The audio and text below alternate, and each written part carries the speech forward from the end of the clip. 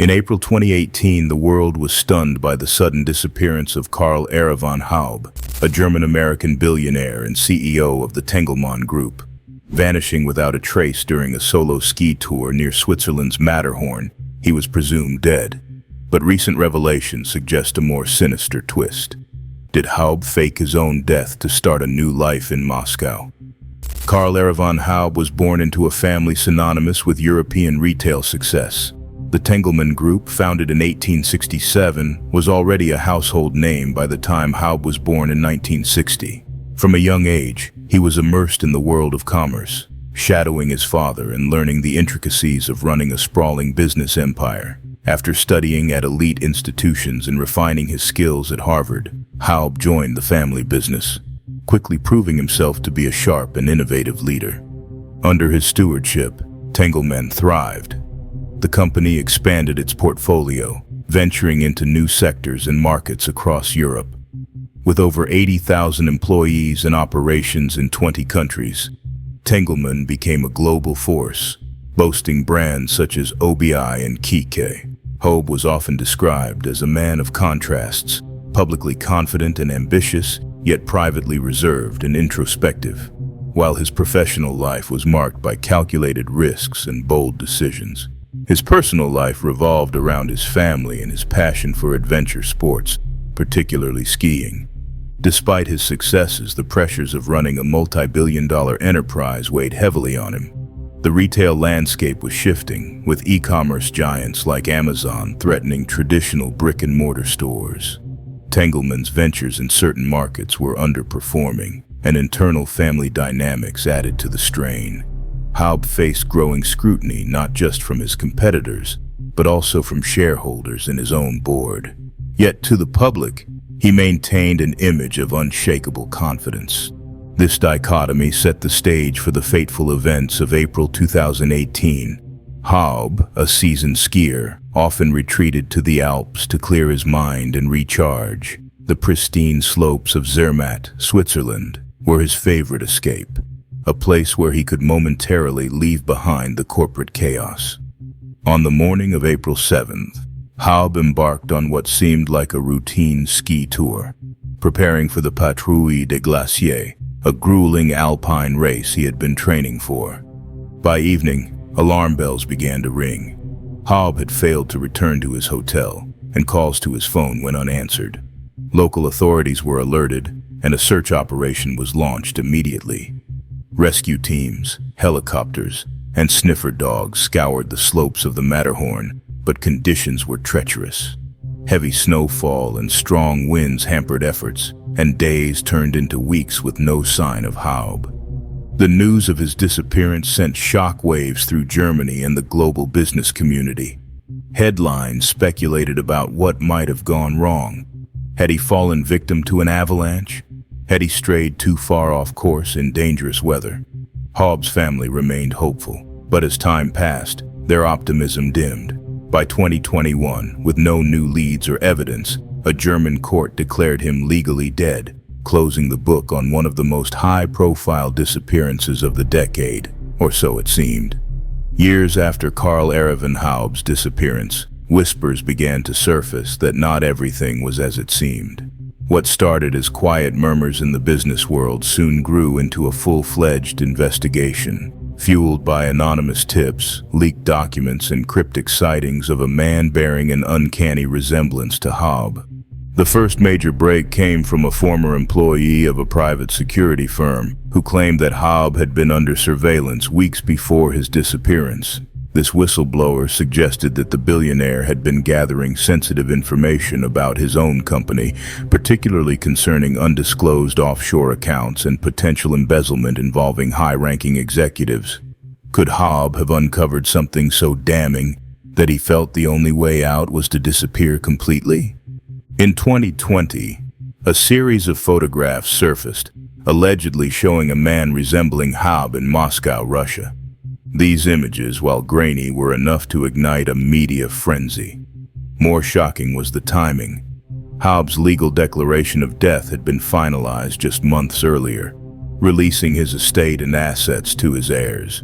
If he was alive, the implications were enormous.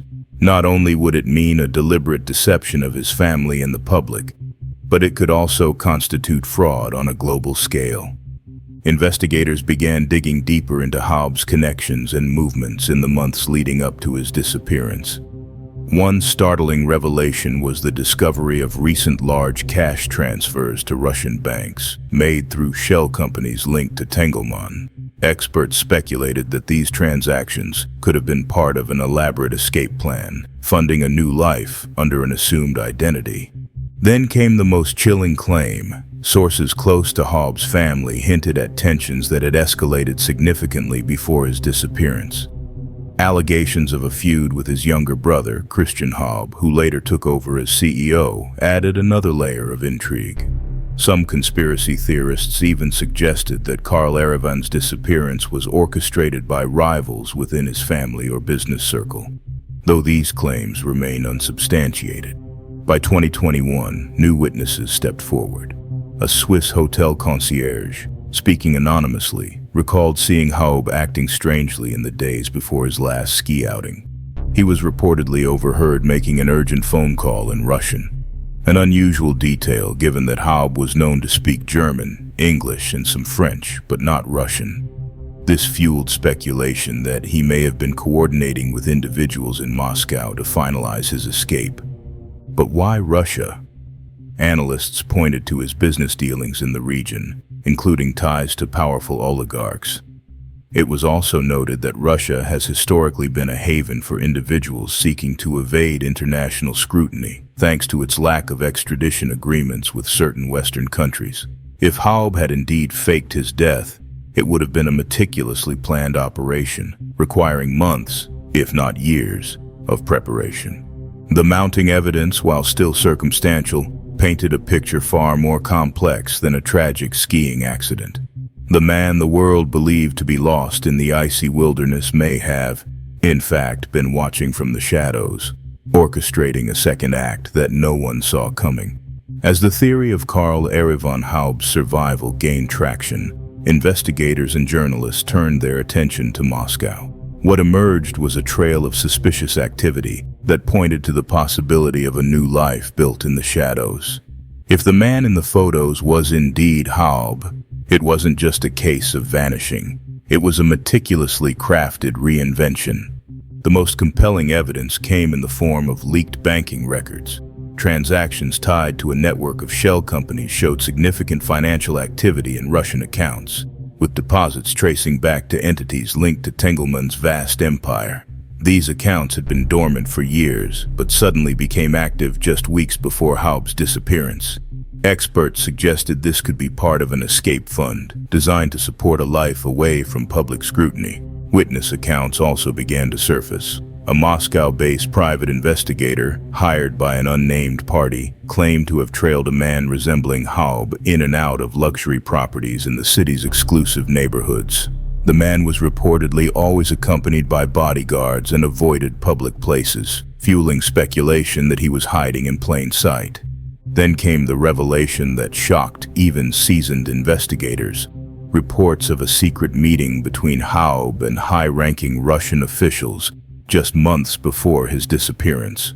While the details remain unclear, some believe the meeting may have been tied to securing asylum or assistance in exchange for access to sensitive business networks.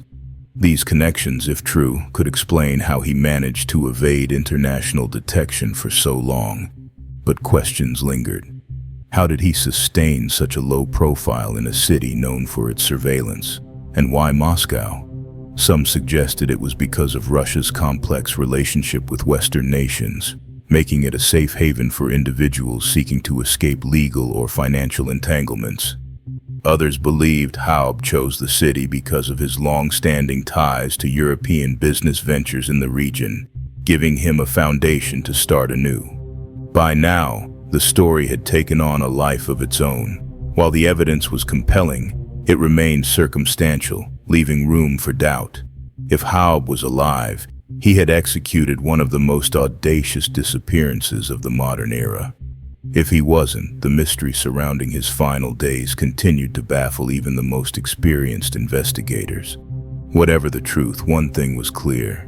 The story of Karl-Erivan Haub was far from over, and whether he was living as a ghost in the bustling streets of Moscow or lost forever in the icy wilderness of the Alps, his disappearance had cemented his legacy as one of the greatest enigmas of the 21st century. The case of Karl-Erivan Haub remains one of the most tantalizing mysteries in recent history. Despite years of investigations, mounting circumstantial evidence, and countless conspiracy theories, the truth about his disappearance has eluded even the most determined efforts to uncover it. For every clue pointing to a staged vanishing, there's a counter-argument suggesting a tragic accident.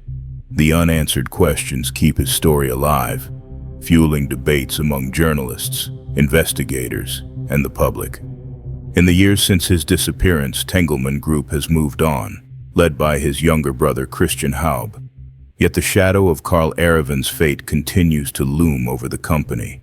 Some believe his disappearance was a calculated move to protect the family empire from legal and financial ruin, sparing Tengelmann from scandal while allowing him to start over in anonymity. Others dismiss this as far-fetched, insisting that his disappearance was a tragic result of overconfidence in the Alps' treacherous terrain. New leads surface periodically. Anonymous tips claiming sightings of Haub in various locations, Dubai, Buenos Aires, and even Antarctica, are treated with skepticism but investigated nonetheless. Each time, hopes rise and then fade as the leads turn cold. The leaked photos of a man in Moscow believed to be Haub remain the most compelling evidence. Experts have debated their authenticity, and while no definitive proof has emerged, they have kept the story in the spotlight. What's most haunting is the possibility that the truth may never fully come to light. If Karl-Erivan Haub staged his disappearance, he has succeeded in crafting an escape so seamless that even years of scrutiny haven't unraveled it. If he perished in the Alps, the harsh reality is that his remains may never be found, buried beneath snow and ice in a region that guards its secrets well. The legacy of Karl-Erivan Haub's story lies not just in his disappearance but in what it reveals about wealth, power, and human ambition. His case is a modern-day parable, a cautionary tale about the pressures of success, the lengths people will go to escape their circumstances, and the enduring fascination with mysteries that challenge the boundaries of what we believe is possible. The story of Karl-Erivan Haub may never have a definitive ending. Whether he met his fate in the icy wilderness or orchestrated the ultimate escape, his disappearance leaves us with more questions than answers. What drives a man to vanish without a trace? And how long can someone truly stay hidden in a world that never stops searching?